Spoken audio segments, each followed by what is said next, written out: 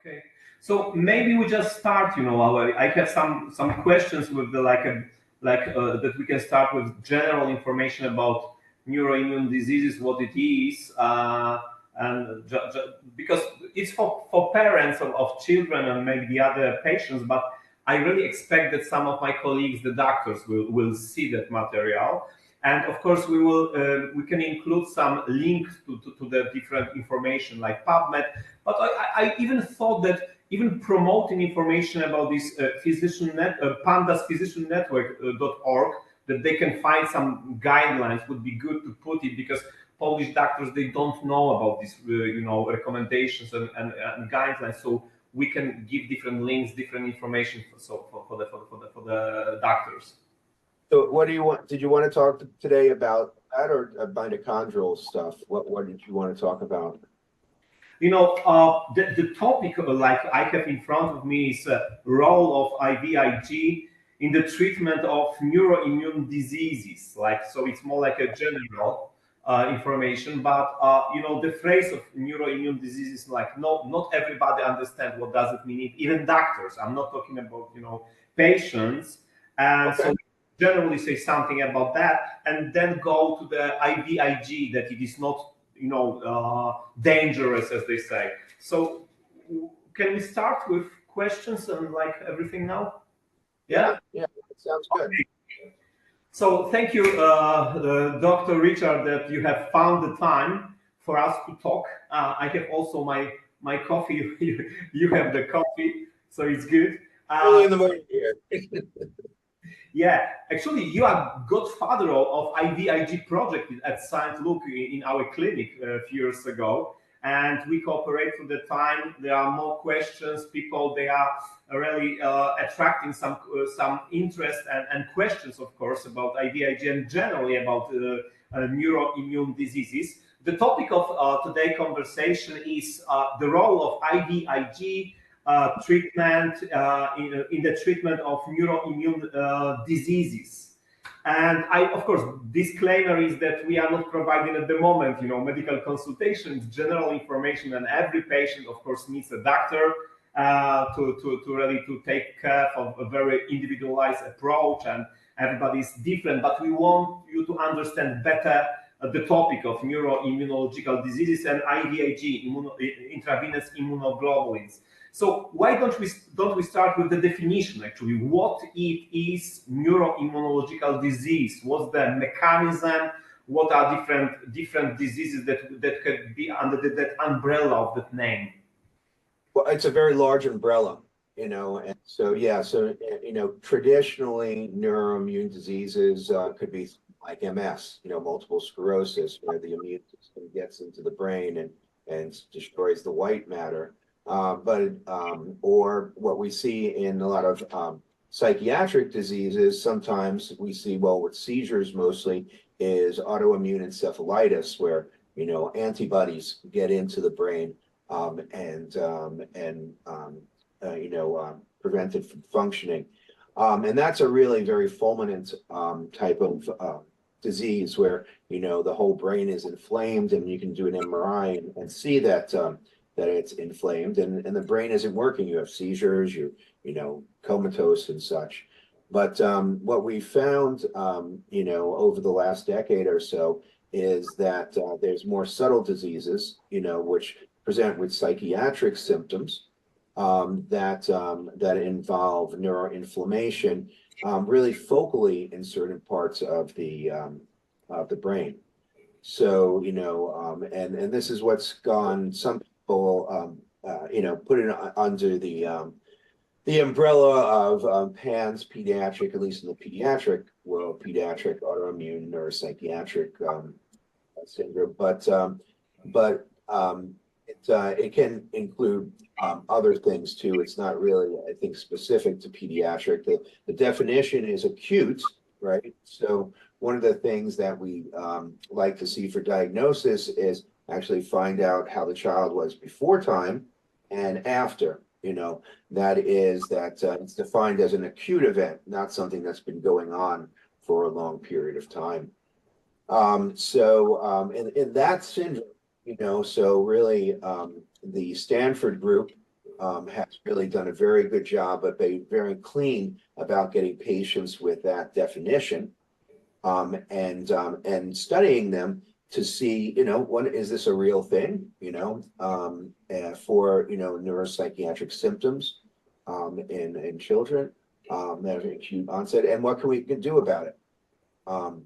And so what they found is very interesting. So the reason, if you do a lumbar puncture on one of these kiddos that have more neuropsychiatric symptoms, you don't find a lot of inflammation in the cerebrospinal fluid. So it's not like your traditional autoimmune encephalopathy.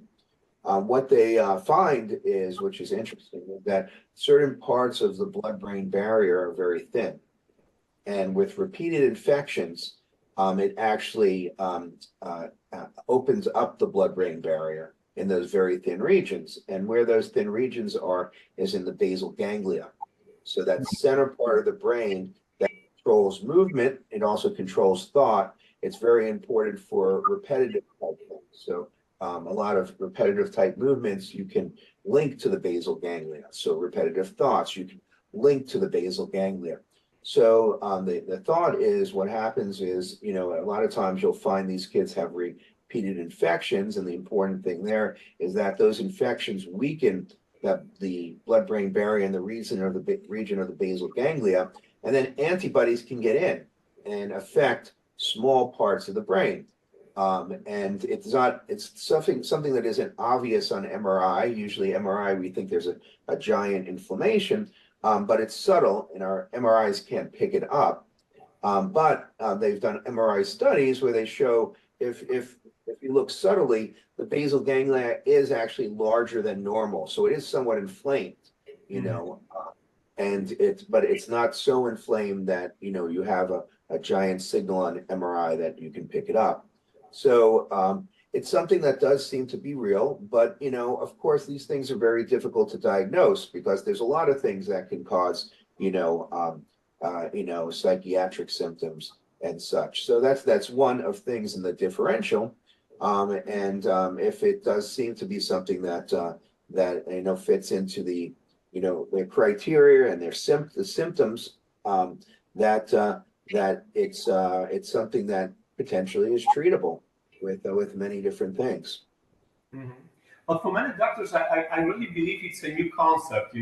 I have heard like the story, like there is immunology and there is neurology because we have blood-brain barrier and they are completely separate stories. So for many doctors, it's like if you want to combine, they said it's nothing in common. But you mentioned that blood-brain barrier could be not integral, and that's the reason when there is immune system is doing something in the brain. So it's one of the this misunderstanding. Second is, as you mentioned about spinal fluid. I have heard many times doctors said there is no antibodies in the spinal fluid. It means no antibodies in the brain, but it's different structure. Here is meningitis, here is encephalitis, and so could you make some comment? Is really that new concept in the science, in medicine? Yeah, I mean, I think that it's just broadening what we understand. So, the CSF surrounds the whole brain. So your brain has to have a lot of inflammation to change that, and that's what you usually does. And I like to describe like traditional autoimmune encephalopathy, MS, and these things. These are what we call inside. I call this inside problems. That is, that the immune system is actually inside the brain, right, and being inflamed. And when that happens, we can pick it up because there's immune cells in there. They're causing all types of activation, producing cytokines, producing antibodies and such. And we can measure them, right? We take an LP, we say, oh, there's more immune cells in here, so there must be some inflammation or infection. I think you have to think of PANS and other things like it, as a outside-in disease, okay? And what I mean from that is that what happens is the immune system is not in the brain. Mm-hmm. Okay? I mean, there's microglial cells in the brain, so there's some immune system, but for the most part, the production of the antibodies isn't inside the brain. It's in the blood. And there just seems to be small parts of the blood-brain barrier that that have been compromised, so the antibodies from the blood can get into that small part of the brain, or that localized part of the brain. So actually, the inflammation is having outside in this case, whereas with traditional, inflammatory and infectious diseases of the brain, the immune system is inside the brain. So I think that's an explanation of why we don't see things when we do the lumbar puncture. So it's just that we're very used to using that, and now we're learning that for some cases that might not be the test that we can use, or that's important. And so many times you can find antibodies outside the brain in the blood, and so then they pick and sometimes you can find, some people say, they argue, well, you can find brain antibodies in people that are normal, and you can, in the blood, and they're fine. But so it's a complex disease, as you need two things. You need the antibodies being produced by the nervous system, and then you need a compromise of the blood-brain barrier at a certain point. So we are talking about two different mechanisms. Like one mechanism is production of these autoantibodies, but there also need to be mechanism to destroy blood-brain barrier. So only if these two mechanisms they are in the same time, we could have symptoms of the disease. Right, and that's why the theory is that for most of these kids it's recurrent infections. So it's not something that happens at one time, but it's kind of like the blood-brain barrier. There's like little axe, trying to break it down, and they finally get through. So it's very interesting. I was at a conference this weekend where a scientist from Stanford just took blood and poured it on a cell model, pretty much a blood-brain barrier in the dish, and showed that that samples from patients that have PANS actually open up the blood-brain barrier. It modulates those cells to open them up. Okay. If it is, a recurrent condition, I think sometimes the name of acute, it could be misleading, because what is acute? Have I seen that before, or maybe I have not seen that? Is that's the problem with the name and definition, I think. No, you're absolutely right, because the way that Jenny Frankovich, Dr. Frankovich, pulls it out is because according to the Stanford group, it's a very it's very chronic condition that even when you get one episode fixed, you continue to have flares. So almost like mass where you have relapsing remitting. So you get one flare down, and then you have another flare, and then you have another flare, and then there's certain types. There's two types. You have just a relapsing remitting, where you come back to your baseline, and then there's people that have relapsing remitting, where they don't come back to their baseline; they just get worse all the time. And according to the group, that this is something that is very hard to treat long term. It's usually not just a one thing and one time event. So you're right in the sense that it's very confusing, because if you say it's an acute onset, right, when it happens, but it could have happened before, right? So and then you get to the other side where if you see somebody later on, they have already deteriorated. So then you ask, well, maybe it's not PANS, because they're in a deteriorated state. So luckily, the Stanford group did a very good job of just first getting those kiddos where it was their first onset. So scientifically, there's a very good thing to do. Of course, they've kind of somehow not looked at other kiddos that had chronic conditions, but at least they've started there so they can study the disorder, and they've come up with a lot of stuff. I mean, with probably almost 50 papers from that group, I think, describing the symptoms and the treatments, treatment guidelines to talk about. So it's and they look at the science. They're looking at the science, finding out what's happening, on a large scale with MRIs, and on a small scale of, what type of immune changes, what type of molecular changes are happening. So it's really very promising that we're starting to learn more about this, and we haven't got there as far as, I think, knowing every single little bit of it, so it is, somewhat confusing for doctors, and you really have to be very critical when you see patients to really figure out what's going on with them, because again, it may not be the only thing that causes their symptoms. So, you have to be, as you should be as a doctor, look at all possibilities. Mm. I have another question which is not on my list, but now when I was thinking it just jumped in my mind. We have this immune system, antibodies going through the barrier to the nervous system. So that's the concept.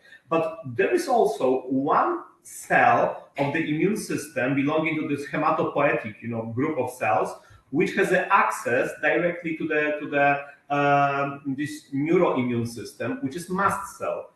Do they play a role in these neuroimmunological diseases, or it's something separate?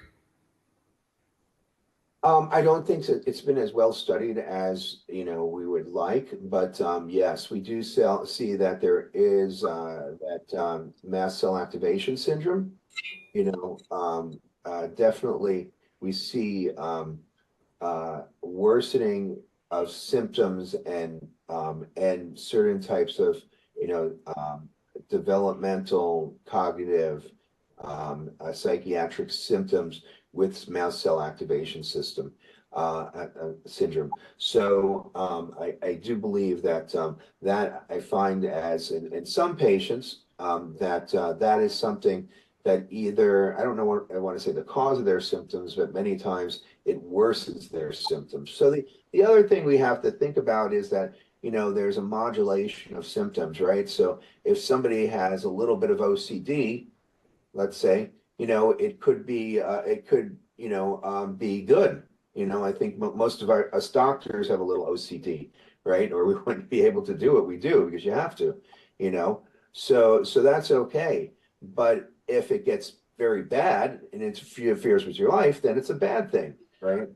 And so what we do see is that many times, the immune system and other factors worsen those characteristics, right? And so then they interfere with life. So many times we see that somebody may have this characteristic at baseline, might not be that bad, but then they may have these flares from allergies. Allergies especially, we see flares in behavior because of that, And so, in some ways, I think that I also have to kind of take things out and look at it as not one simple little thing, right? Of that, okay, you have these symptoms and they're okay, but when you get inflamed, they go up. There's certain things that they make it. And it's the same, you can think of it as like you sleep, right? Sleep's another big thing that worsens symptoms in general, but it worsens it for all of us, right? We might have a little bit of irritability, at baseline, but, people can tolerate it, and then we don't get a good night's sleep, and you're not a good person to deal with, But you can see it in the same type of way that there are baseline symptoms, and that these things are not causative factors, but they're modulating factors that make them better or worse, and so they're important in that sense, Completely the other question at the moment, because I think that in United States you are few steps in ahead. You are more like a pioneers, and in some other countries we are just repeating your mistakes maybe.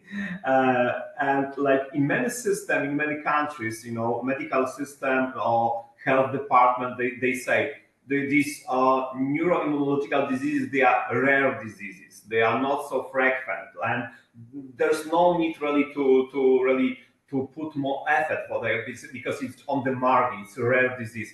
Is it really a rare disease, or we do not have good statistics, good numbers? We have different diseases, but like, can we call them rare diseases? Not at all. No, I mean, our understanding is that the immune system is involved in many types of neurologic disorders. The immune system is it's actually important for the nervous system. You know, like so we think of the immune cells in the brain as microglial cells mostly. And one of the things that people have tried, you know, is they say, well, we have to turn off microglial cells because, you know, they're causing inflammation. But microglial cells are very interesting. You know, when they first started doing these experiments in rats, they found that if you turn off microglial cells early on in development, then the brain doesn't develop, which seemed very odd. Why would, you know, you need an immune cell for the brain to develop? So the microglial cells are very interesting because, you know, while you're learning and your brain is developing, one of the things is that you prune your connections, right? You're born with many more connections than you have now. And the reason for that is one of the ways you learn is your brain starts pruning or getting rid of the connections that aren't right and making the neurons work efficiently. Well, it ends up that one of the mechanisms is that the connections that have to be pruned are tagged with a certain protein, and then the microglial cells go in there and eat them up. You know, and so in that sense, they have the immune system has a very important role in actually forming the brain, you know, and helping the brain function and learn. So, you know, it's very complex. But what we're finding is that the immune system is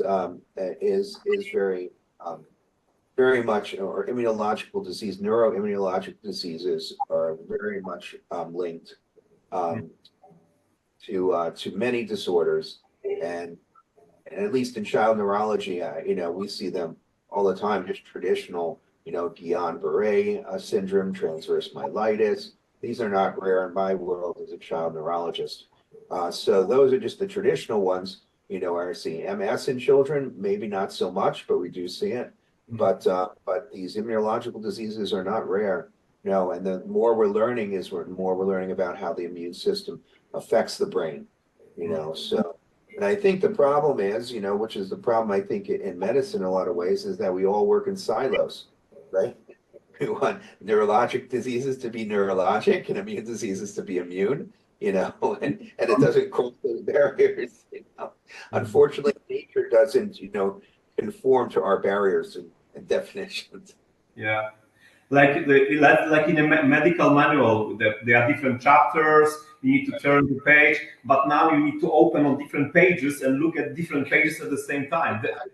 That's the problem. The complexity of disease. That's the challenge. Exactly. You know, and you know, you say, well, and I think that people say it's rare diseases just because we haven't talked about them. We haven't, you know, really looked at them, and you know. And why haven't we looked at them? Well, maybe because we've solved all the diseases that fall into the box, you know. Now we're moving on to the new diseases. So we have to kind of not rewrite the book, but we have to look at the book in a little bit different way as we find these new diseases and learn how to treat them. I want to talk about general concept of treatment because the disease is complex and also the treatment is quite complex. I have seen, you know, this statement like antibiotics, they help, but they are not enough. IVIG helps, but not enough. Steroids help, but not enough. Tonsillectomy helps, but not enough. Psychotherapy helps, but not enough. It seems that it's not so simple like in many other diseases that we have a treatment, it's working, we have good, you know, outcome of the treatment, but it seems we need to put different puzzles and different strategies at the same time in the very individual way, different for different people. And we as a doctors, we really usually treat in the other way. You know, there's one disease, one mechanism, one treatment, very linear, very simple. And this disease, this neuroimmunological disease, is something different. So could you maybe first give like a general picture or general concept of the treatment? Yeah, I mean, it's a really good point. And one of the reasons why people may say that it doesn't work is because, again, we're learning this is a relapsing remitting disease, so it keeps coming back.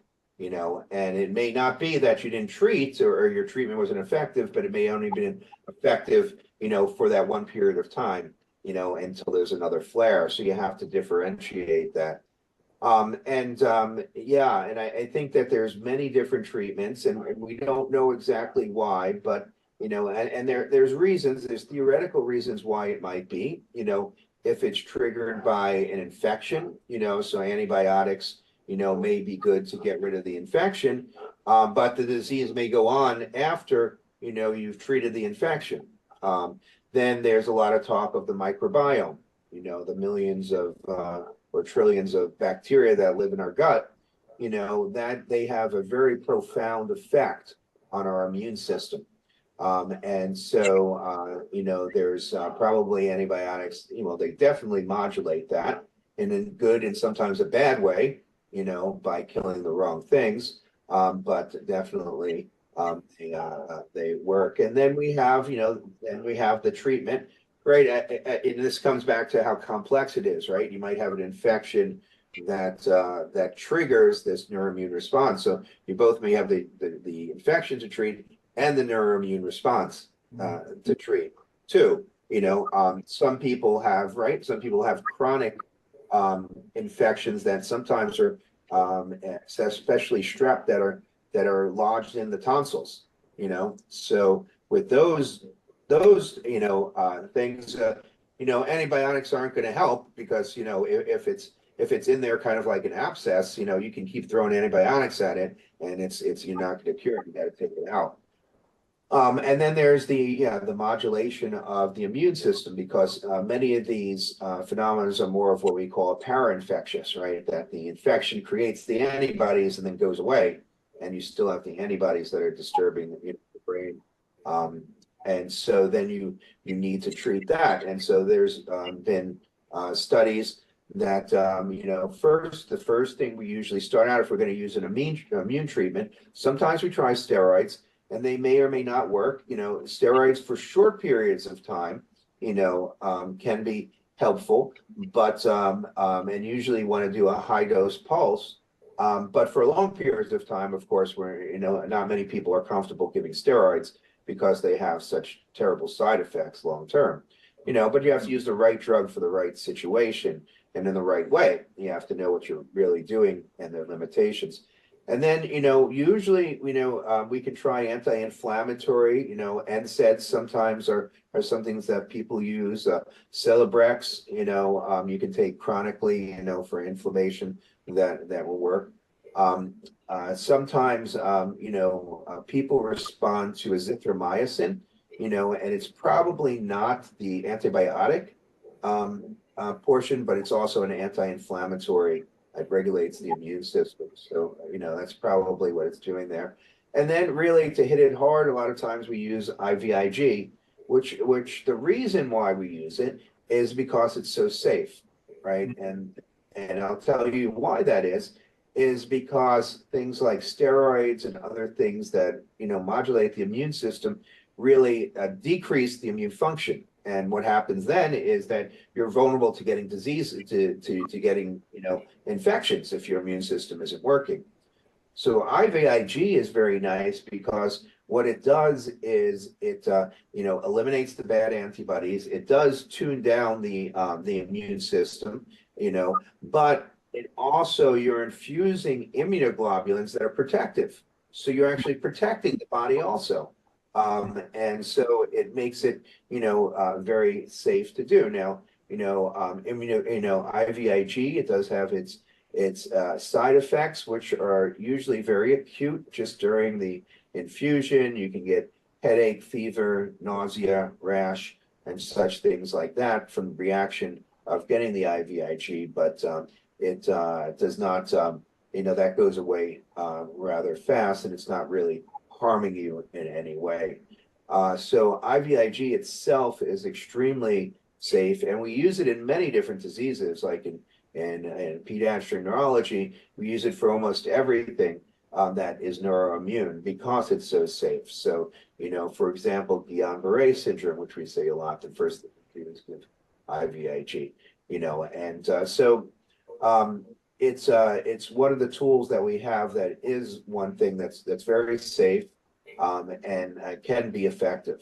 Now, if you try all those things and they still don't work, then yeah, you have to either reevaluate of course, you should probably reevaluate whether it really is an immune thing and what's your evidence for that, because maybe you're treating the wrong thing, or really consult an immunologist with knowledge or a rheumatologist, because then you're going to get into kind of more serious medications. A lot of times,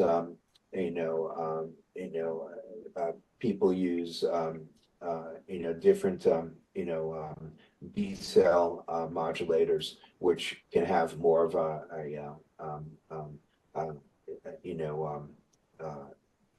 consequences as far as suppression of the immune system. But many times when we use those drugs that suppress the immune system, we use them along with IVIG to actually protect the body.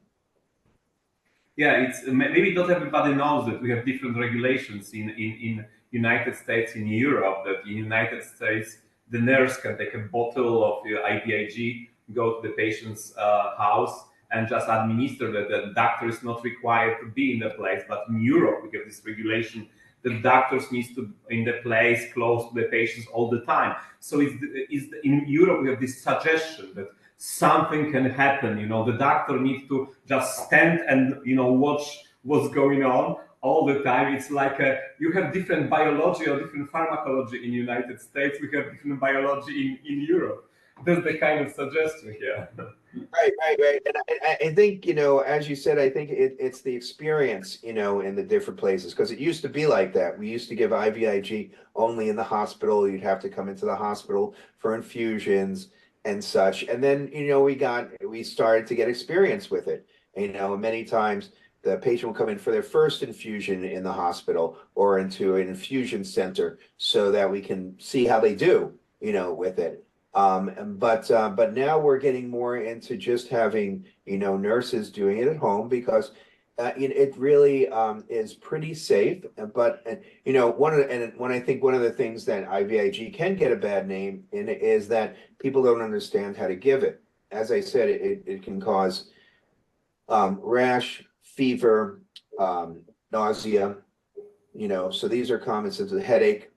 So what we do is many times we'll give fluids first. So we pre-treat with fluids, with Zofran, with Benadryl, and with Advil. Okay, and so it's important to do the pre-treatment, because if you don't, if you have side effects, they're going to be very bad.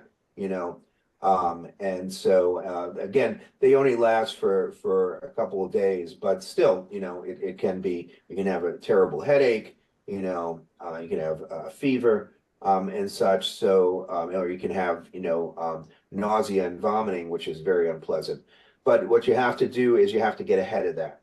And so, yeah, I've seen centers here in the United States where they don't pre-treat, and people have terrible experience with it, and they say, "Oh my God, that's terrible." And then you find out that they didn't pre-treat, and you say, "Well, your doctor's an idiot." That's the problem, So you really have to be really you have to know what you're doing, and that's kind of the bottom line, is you really want to know what you're doing and have the experience so that you do it right for anything. And I don't want to be, cavalier about IVIG. It is, I'll say it is, very safe and well tolerated in the hands of people who know what they're doing, but, that should be, a given. So, you have this experience that the products we use now, they are better than the products from the past? Because, I have heard in the past there was a chance of contamination with virus or prion or something like that, but now they are safe because they are using special filters, and you have a long experience. So like, when you remember before there were more problems, now it's very safe. Yeah, I would say that yes, they've gotten better at screening for all of those things. So it's much safer than it was in the past. But there's some things they don't screen for. What you do have to watch out is that some of us, as we mentioned before, have autoantibodies floating around in the blood, and they don't do anything to us. So they don't check for all the autoantibodies, and we have found batches where patients do get worse. And what we've done is we've found that it's due to the batch, so from the person that they get. It's rare, so that's not something that happens often, but something just to be aware of, like anything, But it's not dangerous, It's just something that kind of goes along with the territory. So for the most part, it's safe, but you really want to you want somebody that knows what they're doing to give it. We're going to the guys at Georgetown really do a really good job of putting some conferences. They've definitely Dr. Kaplan at the Kaplan Clinic in DC, associated with Georgetown University, has had several conferences on neuroimmune diseases and the treatment of that. And next year we're planning a very big conference with really great speakers, top-notch speakers. And so I'll send you more information about that, because I think it would be useful for everybody to tune into that conference really and learn, because it's going to talk about not just like PANDAS, but chronic fatigue syndrome, post-COVID syndrome, pain disorders, and including psychiatric disorders also, how to diagnose the immunological component and how to treat that. Okay, very interesting. I have a question about role of place of IVIG in the treatment of these diseases. Like, should we think about the treatment on the beginning, at the end, with more severe cases or complex cases? I will try to maybe put the link to the website for the doctors, so they will see the guidelines or recommendation. But maybe for the patients, we can tell like when we should think about IVIG.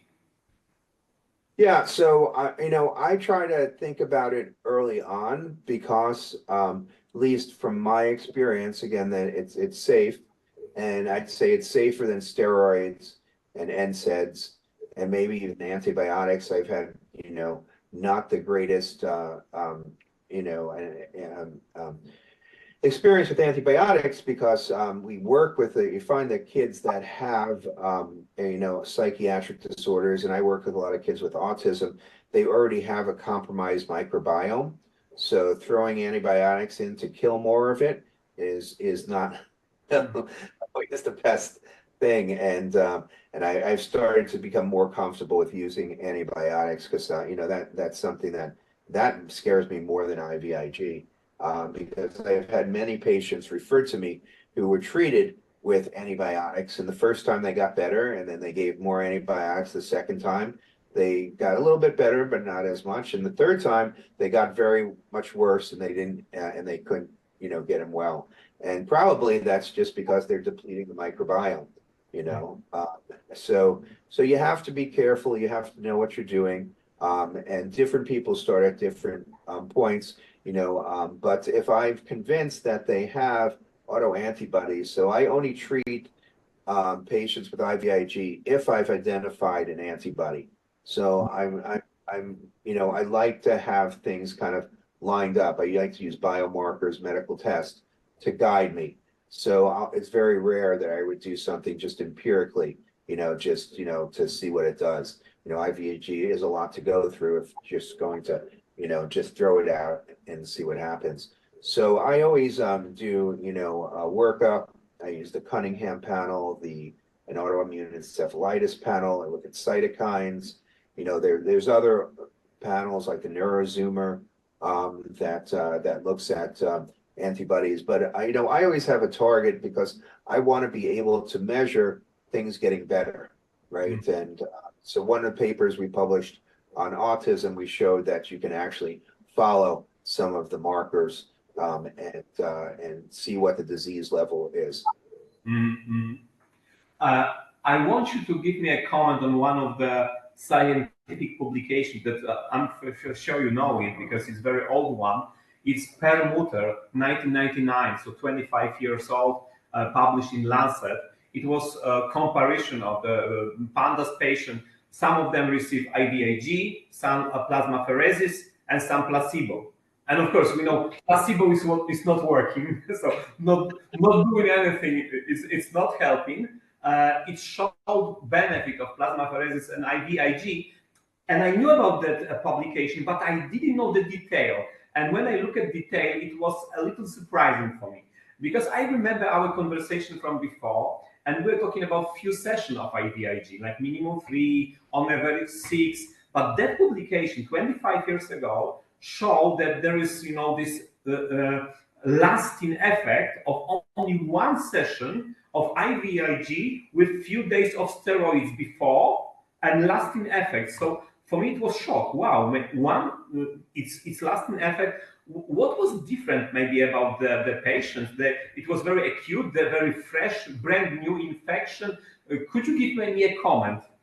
Yeah, no, I think you're right. So yeah, the standard is, to give one dose of IVIG for PANS, yeah, you give one dose of IVIG and see, where they go. It can have a lasting effect. So, I think you kind of start out there. Now, there's other disorders where you believe, and I'd say that thought there is that you had one infection that triggered, right, the event, and so you're getting rid of the antibodies, you're tuning down the immune system, and things will get better after that, and that's great. What is found, though, as I said, is a relapsing remitting disease. So many times you'll have to come back and do it again. But that is what the literature, the studies have looked at. Yeah. But then we have children, many times kids with autism and such, where it's probably not a infection that's triggered it, that it's actually immune dysfunction. Mm-hmm. So, that's another distinction you have to make. And that's making these antibodies. So we know, at least in autism, it's kind of a bit of a different flavor. They have antibodies to all types of brain elements. That's been shown over and over and over, because there's something going on with their immune system where they're making these autoantibodies. So if you find that you have a kid with autism that has this phenotype with these autoantibodies and is responding to IVIG, many times you have to use it chronically because you have to suppress the immune system from making those antibodies also. So again, different flavors, very complex, Yeah, that's why it's so complex. And many doctors, they say, give me something simple, the complex disease. Another question, maybe from the story of many patients or concern of many patients, because they say, okay, I'm receiving the treatment, or my child is receiving the treatment. Child is better, but I'm really afraid I will lose what I have achieved because there will be another acute infection and there will be so many ups and downs. So they are afraid that receiving treatment, let's say IVIG, but I'm afraid that I will lose it and I really need to repeat the treatment like every year or every 2 years. Could you give any comment on that? Yeah. So, at least Jenny Frankovich, her philosophy to me, for my patients, is that, if you do think this is a true case, let's say of pandas, we'll just started pandas, where we know a lot about it. It's strep,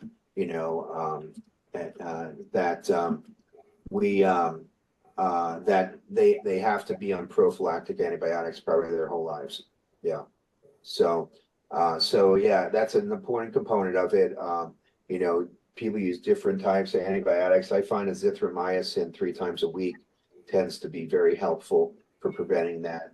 You have to look for hypergammaglobulinemia, because many times what you find is that they have low immunoglobulins, and that's why they're getting recurrent infections. Of course, a workup many times for CVID ensues, but even if they don't have CVID, they may have low immunoglobulins, and in that case, many times what helps is not so much IVIG, but sub-Q IG. So just to maintain immunoglobulin levels that are a little bit higher, so that it protects the body. Is it possible then to make, maybe I will tell you, because maybe not everybody knows about that. We have, let's say, 2 different concepts for IVIG: high dose for autoimmunity, and let's say low dose for the deficits. So Yes. And is it possible to combine 2 treatment? Let's say we have at the same time autoimmunity and also some of the immunoglobulins, they are very low. So I'm giving something to stabilize autoimmunity, but then I see that our immunoglobulins are low. Is it not dangerous to give low dose immunoglobulins or combine the treatments? Do you have an experience with that?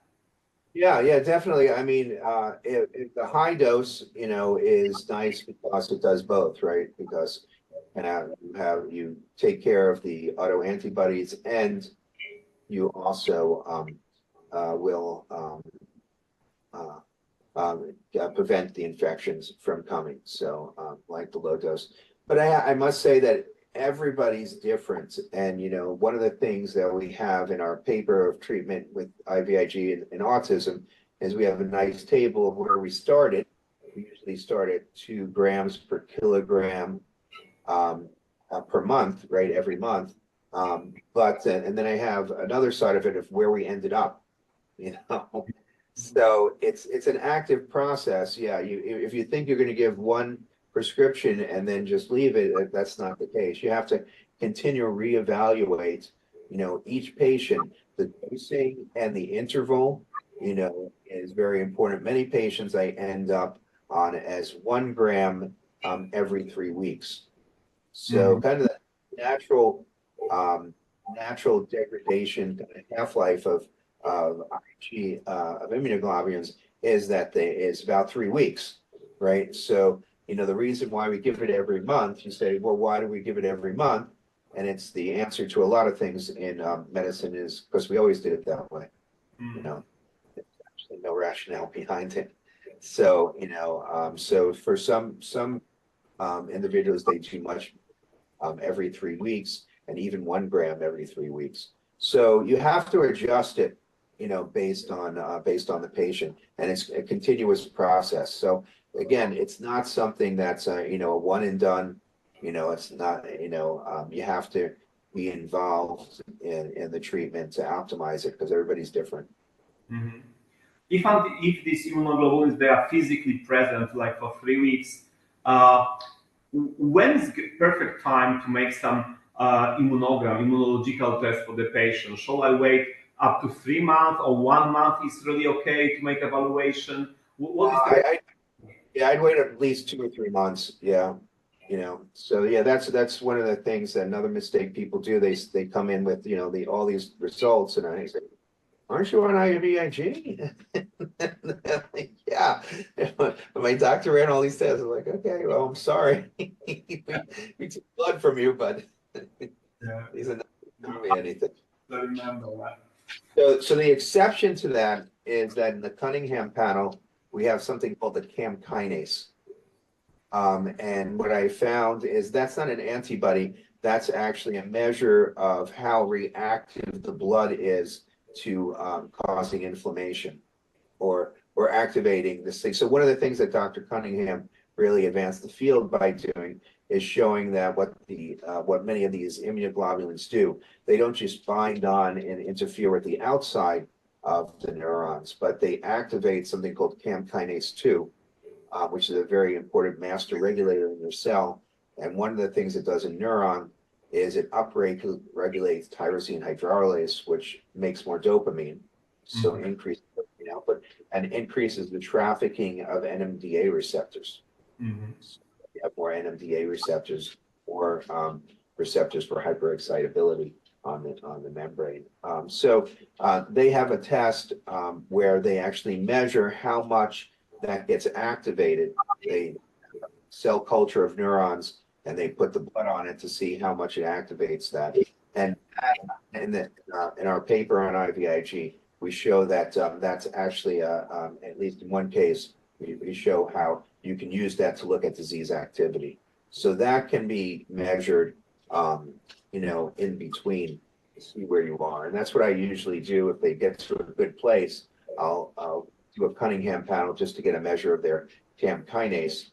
So I have a baseline so that if they have an exacerbation, you can do it again and see if it's immunological or something else. Okay. I have not heard about that, so it's new information for me. Thank you. I have maybe my own concern about, we already talked about different systems, like the nurse going to the house of the patients.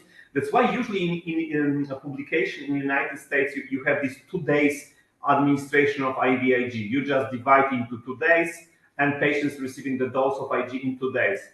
In Europe, sometimes, so in our practicality, because we have outpatient clinic, the nurse is working 7.5 hours a day. Sometimes we have 3 days or even 4 days administration of IVIG, and it's my concern that maybe it's not so much effective because of that. What do you think about that? Yeah, that's a lot of times when they're in the hospital, we'll do a 5-day, we'll break it up into a 5-day infusion. It's a 2-day infusion is pretty successful, and gets things done quicker. I don't know the effectiveness of the two, but it's definitely much better, I think, to do it in a shorter period of time for the patient, for the doctor, and probably for effectiveness also. Okay. Because I was really afraid, but you have good experience with that. And what about the speed of the infusion? Because some patients, of course, they have headache, some nausea. We slow down infusion. Is it okay for this medication, for the treatment, or we should? Yeah, it's okay to slow it down, but you have to make sure again that you've pre-treated them appropriately, because that's probably the reason why. And what we also give pre-treatment is we give a low dose of solumedrol, just 1 milligram per kilogram, so a very low dose, just to take the edge off those side effects. Yeah.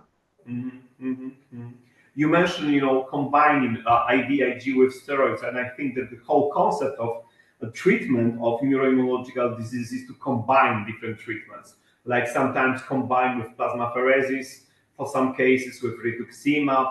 And do you have here a comment with combination of different treatments together, or it also depends on what disease we have, how severe we have, what is experience of the medical center? Exactly, it's very dependent. It's very dependent on the patient and the disease. So one thing that's for sure, it's definitely an individualized, treatment. So that's something that definitely we have to, know that that's a principle. You can't just do it and walk away. It's something that's going to be an ongoing process. Okay, so actually, I want to make a conclusion. Conclusion is that neuroimmunological diseases, they are quite complex, but they are not rare. And the doctors should really understand them, that maybe in the future we'll understand them better. And because they are complex, the treatment is complex, it's for sure. And today we have touched the problem or the topic of IVIG as a safe part of the safe puzzle of this different treatments that we can use for the patient with neuroimmunological diseases. Okay, Yeah. thank you for your time. I have today heard few new information and I need to think about them. So thank you very much. All right. Well, take care. I hope this was informative. Yeah.